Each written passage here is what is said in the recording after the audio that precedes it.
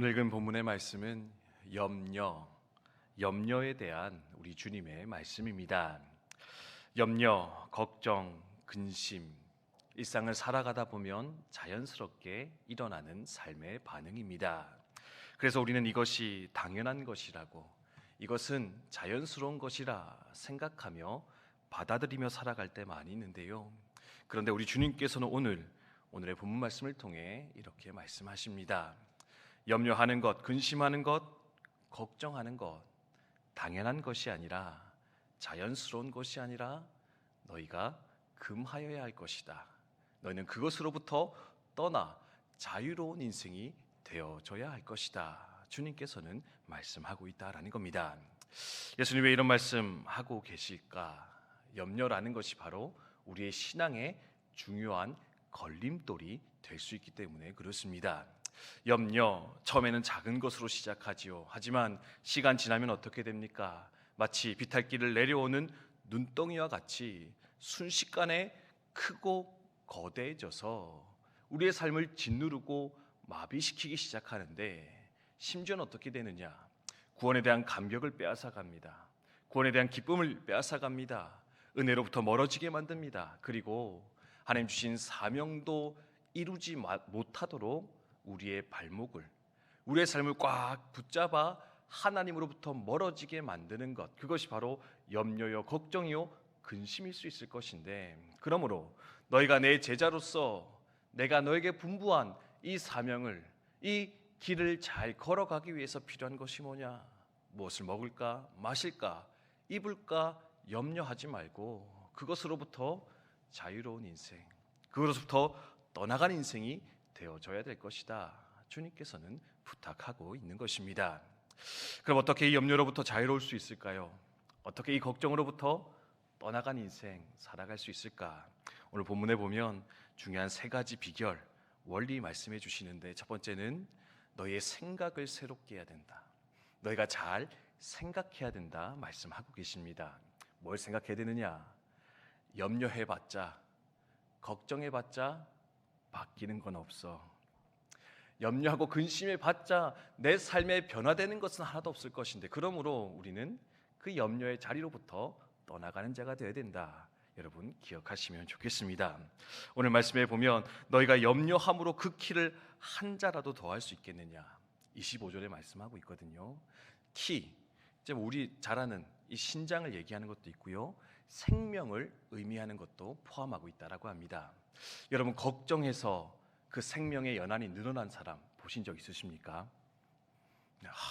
좀 더 살아야 되는데, 좀 더 살고 싶은데, 그러면서 걱정해서 생명을 연장한 사람 아마 아무도 보지 못하셨을 겁니다. 생명이 줄었으면 줄었지 늘어나는 사람 없을 것인데, 즉 바꿔 말하면 걱정해봤자 바뀌는 거 없는데 왜 그렇게 삶을 낭비하고 있어? 허비하고 있어. 그러니 차라리 염려하는 그때에 나가 무엇이라도 행동하며 이루는 것이 더 낫지 않겠느냐. 염려의 무익함을 생각하며 너는 그 염려로부터 떠나가는 자가 되어라. 주님 부탁하고 계십니다. 두 번째는 뭐냐? 믿음의 문제입니다. 28절에 보면 오늘 있다가 내일 아궁이에 던져지는 들풀도 하나님이 이렇게 입히시거든 하물며 너일까 보냐. 믿음이 작은 자들아. 첫 번째는 생각을 잘못해서 염려하고요, 두 번째는 믿음이 없으면, 믿음이 흔들리면 염려의 자리로 들어가게 될 것이다. 여러분 들풀 보십시오. 공중의 새를 보십시오. 오늘은 뭐 먹어야 되지? 오늘은 무엇으로 입어야 되지? 걱정하는 새와 들풀 보신 적 있으십니까? 아마 없으실 겁니다. 근데요, 그 어떤 것보다도 잘 먹고 시기에 따라서 잘 입으며 그 삶을 아름답게 이루어가는 것 볼 수 있습니다. 왜 그렇습니까? 하나님이 입히시기 때문에 그렇습니다.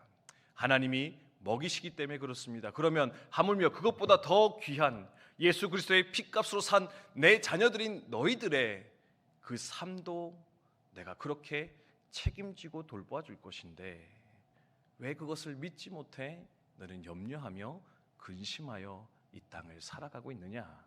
너희의 믿음을 새롭게 함으로써, 너희 하나님 아버지를 온전히 신뢰함으로써 그 염려로부터 떠나가는 자가 되어라. 주님께서는 요청하고 계십니다. 그래서 마지막으로 한 가지 비결 말씀하시는데요.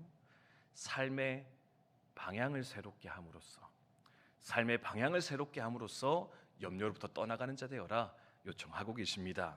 31절에 보면 다만 너희는 그의 나라와 그의 나라를 구하라. 그리하면 이런 것들을 너희에게 더하시리라. 아멘.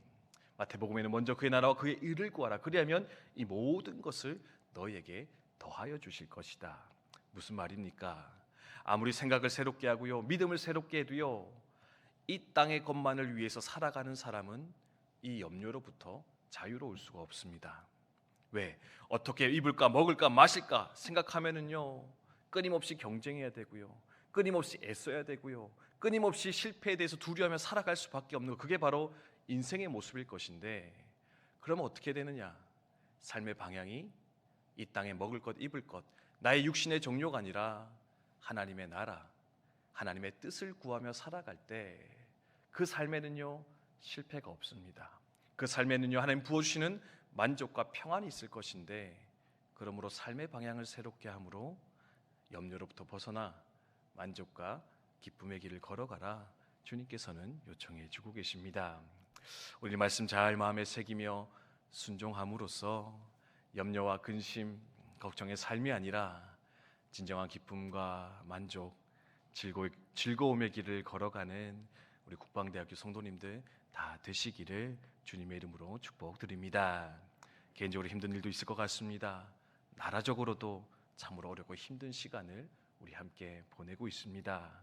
하나 염려한다고 해서 바뀌는 거 없을 것인데, 또 내가 근심한다고 해서 새로워지는 것은 없을 것인데, 우리 하나님 바라보면서 하나님 의지하면서 또한 이 자리에서 끝까지 하나님의 나라와 의를 구하며 하나님 주시는 평강과 그 만족의 길을 걸어가는 복된 예로 되시기를 주님의 이름으로 축복드립니다.